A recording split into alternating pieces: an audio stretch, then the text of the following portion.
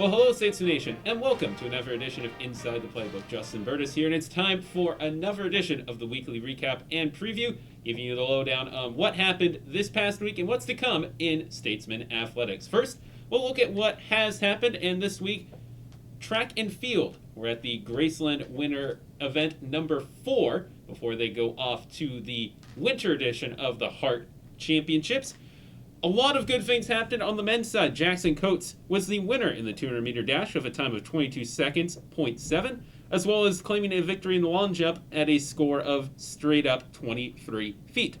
He was also second in the triple jump with a distance of 42 feet and 8 inches. Another victor was Yasin Mohammed, who was first in the triple jump with a mark of 43 feet and 7.25 inches. Finn Olade was also part of the trio that took home a victory, as he was first in the high jump with a distance of 6 feet and 7 inches. The 4x400 relay was also first in a time of 3 minutes and 28.47 seconds.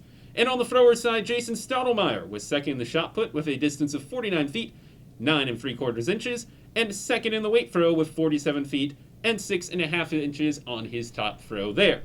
Along the women's side, Kylie Guffridge, not only was she first in the high jump, but she broke the school record, setting the new benchmark at 5 feet 3.25 inches. Shania Dubé took home a first place prize in the 200-meter event with a time of 26.29 seconds. And there was a trio of seconds in the 55-meter hurdles, the triple jump, as well as the 400-meter event. Lots of good finishes there. Check out the full story at statesmanathletics.com.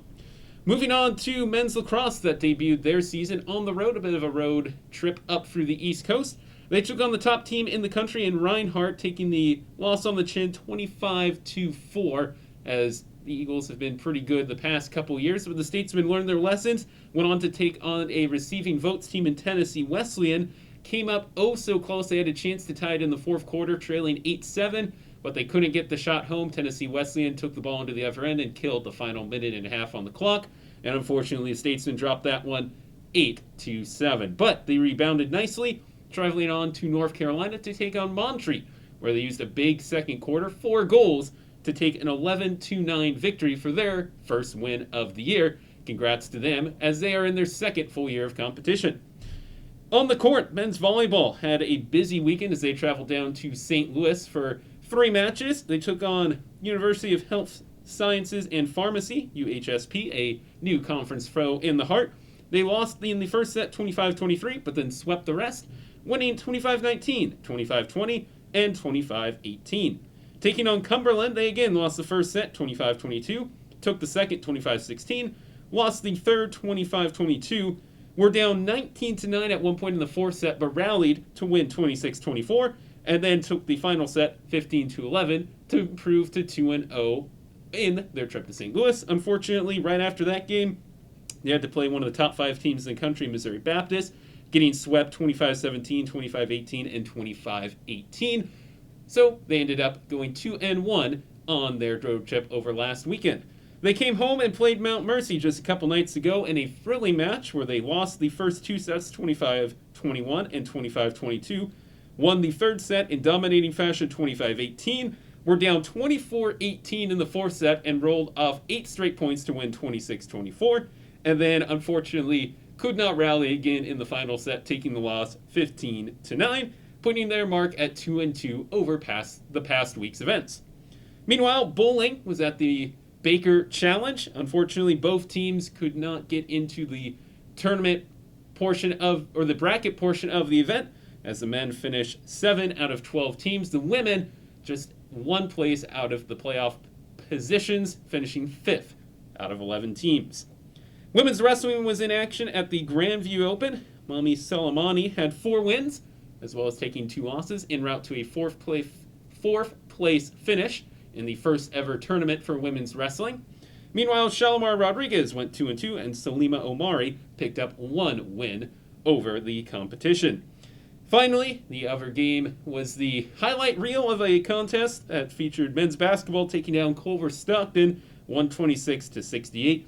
7 players finished in double digits for the Statesmen in the near 60-point rout of the Wildcats. That gets you caught up on what happened in Statesman Athletics. Here's what is coming up this next week. Tonight, men's volleyball is taking on the Vikings of Grandview, the top-ranked team in the country. That will kick off at 5 o'clock. We'll then back in Penn Gymnasium, men's basketball will be taking on the Eagles of Central Methodist, the final regular season home game of the season. They still have one more away game to play against Missouri Valley. Baseball was going to play down in Texas. Unfortunately, weather has canceled those plans. Otherwise, wrestling. Men's Heart of America Athletic Conference Championships will be right here in Penn Activity Center on Saturday all day. So make sure you tune in. The event will start at around 8 to 9 in the morning and run throughout the rest of the day. You can catch all the action on statesmanathletics.com. There might still be a ticket yet, so head to statesmanathletic.com as well and check out the tickets to see if you can find yourself way in here to see the best in men's wrestling in the conference. The women will be at the Midland Tournament. Before, on the 15th, we will have women's basketball back in Penn Gymnasium, as they'll be taking on a game that was postponed earlier in the season against the Pioneers of Mid-America Nazarene. On the 16th, women's wrestling will be right back here, as they'll be taking on Missouri Valley, Waldorf, and Midland. Midland in a 4-team little event here. That will be on the 16th, and on that same night, but down in Missouri, men's volleyball will for the first time be going to Park to face one of the top-ranked teams in the country, as the Park Pirates are top 5. That is your preview for next week when we return here on Inside the Playbook. Wade Steinlage sat down with head men's volleyball coach Luke Bentley, as well as setter Connor Muff. So stick around to hear their thoughts on how the season is going so far. You are Inside the Playbook. Welcome back, Statesman Nation. We are now joined by head men's volleyball coach Luke Bentley, as well as junior student athlete Connor Muff out of Kenosha, Wisconsin. Almost said Washington, definitely not Washington, Wisconsin. All right, thank you guys so much for coming in. I know Coach, you just talked to Justin a couple weeks ago, so probably not a whole lot of things that have happened, but you guys do have 8 matches under your belt, so I guess we can talk about all that and such. So we're going to get right into you, and Connor will let you sweat for just a little bit longer, but all right, Coach. 8 matches in. How's the team progressing? How do we feel about? Have we changed our expectations, our goals a little bit, knowing what we've done? Yeah, I think a little bit. But we came into the year kind of like what you just said when I talked to Justin a couple of weeks ago. We came into the year with a pretty open mindset in the thought that we just wanted to get better this year again and build off what we had last year. So we didn't have specific expectations. Like we didn't say we want to win so many games or anything. Right. We don't really talk too much on wins and losses. We just wanted to make sure we improved. And I think the guys kind of had a little bit of a feeling in the locker room and just on the team that they knew that they felt like we had a strong group this year. So I think we have some expectations as far as going into some matches, and we did win some early ones so far, which has been nice. And then of course have dropped some as well. But yeah, it's gone about what we thought for the most part. We feel pretty good about things, and we're just 8 matches in, and we have about 2/3 of the way left, I should say. We're probably 1/3 of the way through. And so, yeah, we feel good how things are going, and we're just going to keep plugging along. And the nicest part is, we get everyone twice in the conference, so we kind of get to see everyone, second time here. Yeah. Well, in talking about that, you guys have already played 2 of the 3 new teams in the conference with UHSP, because that's just quicker to say, and Missouri Baptist this past week. Obviously, 2 completely different squads, but you guys have played UHSP last year, so kind of knew what you're maybe getting yourself into there. But adding more schools and more opportunities for I guess growth, so to speak, especially against a team like Missouri Baptist. How has that maybe bettered you guys? Yeah, the sport of men's volleyball and boys volleyball is growing. With the addition of Park University this year, it grew our men's volleyball conference to 8. And then just with some other things that are going on, we added Missouri Baptist and UHSP, like you said. So to get us at 10, that's pretty big. I mean, for men's volleyball. So we're happy about the growth. We get a lot of conference matches. And the nicest part for us, looking into the future, especially if you think about a national tournament standpoint, is that we don't have to go out of conference, kind of like our basketball teams.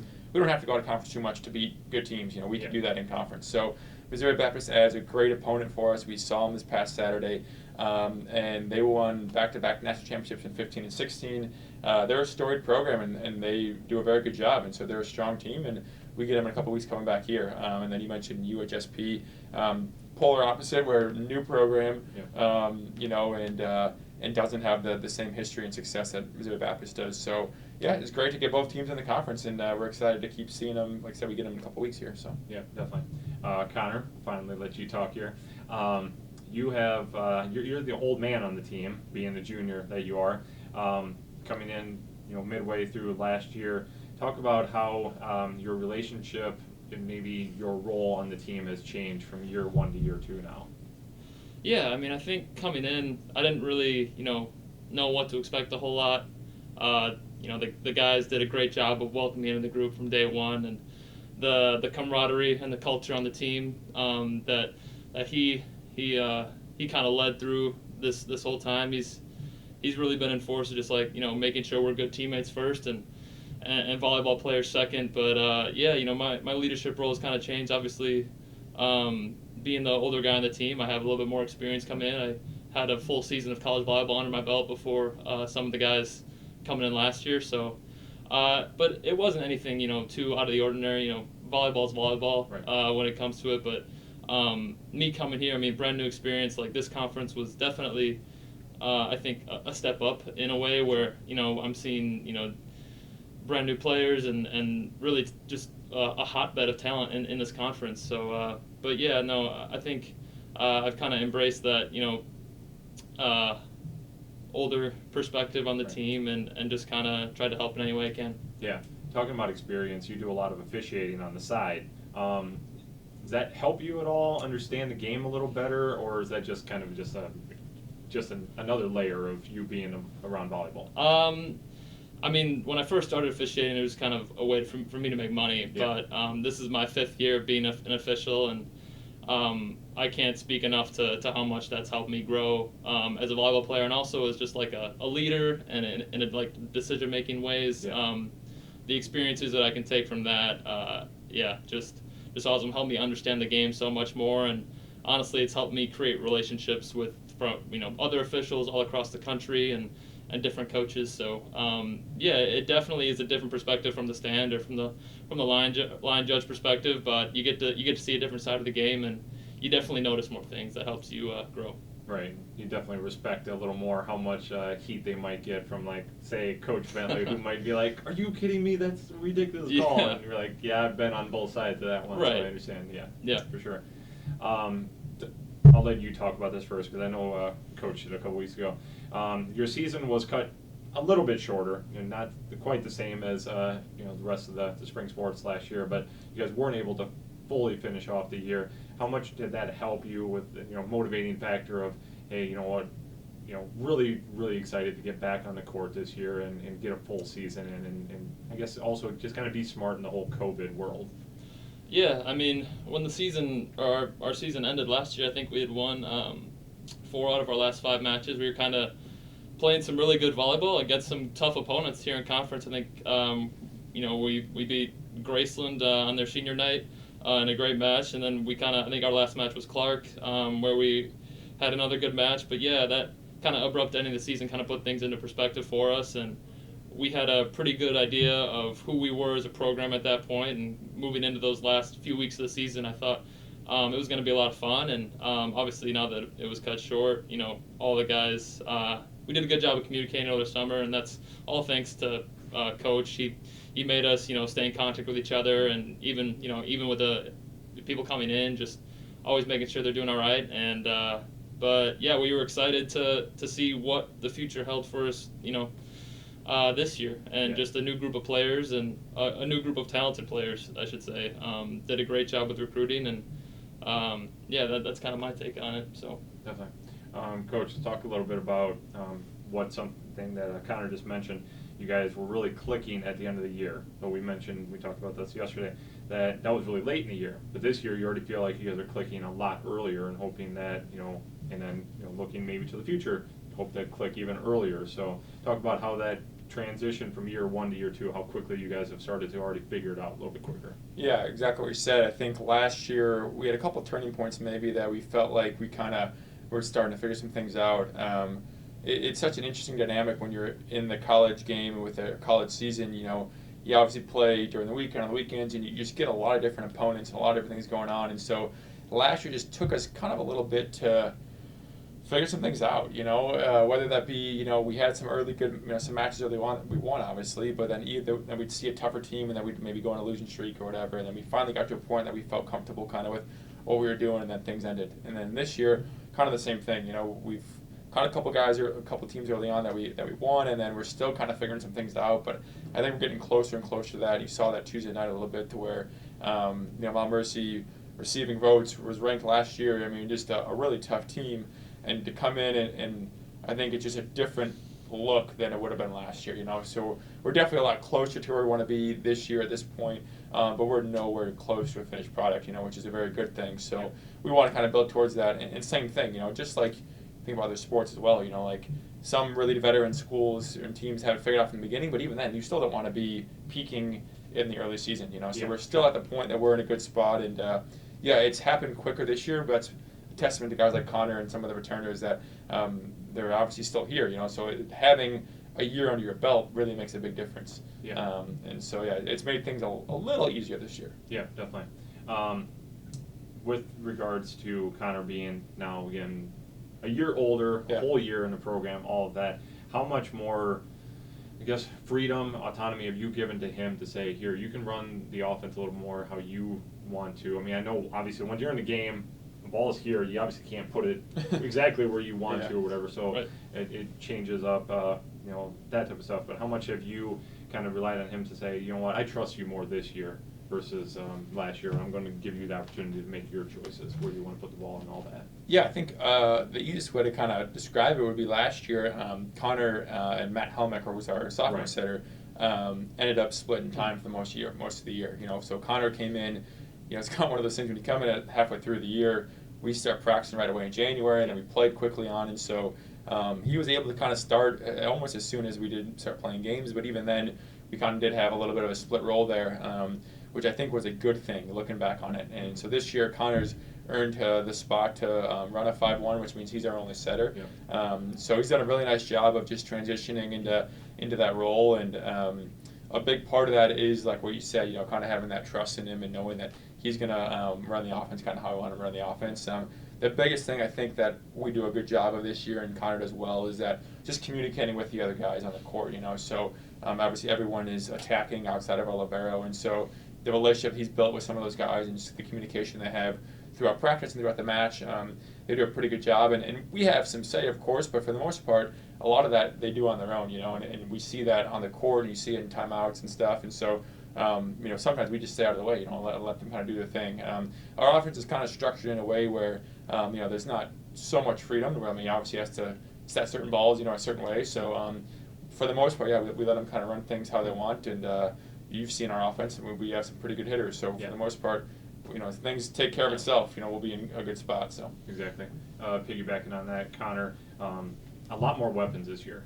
Charlie Figge, you have. I suddenly forgot his name. Anthony Torres. Sorry. Yeah. In addition to all the guys that came back last year, obviously Ike Paves is going to be, your primary guy that you're going to try giving the ball to. But how exciting is it this year? Looking at man, I can pretty much put it wherever I want, and I feel pretty comfortable that ball's going to go down. Yeah, I mean, as a setter, it's really exciting. They've been instrumental to our success so far this year. I mean, their ability to not only be aggressive and attack the ball, but also have that level of IQ to be smart and score points has been amazing. And I also want to credit also the guys who are taking the first ball, the passers too. They've been doing a really good job this year, especially I'll mention Carlos Garcia, because he's had to step in and fill a role this season, and he's done an absolutely amazing job.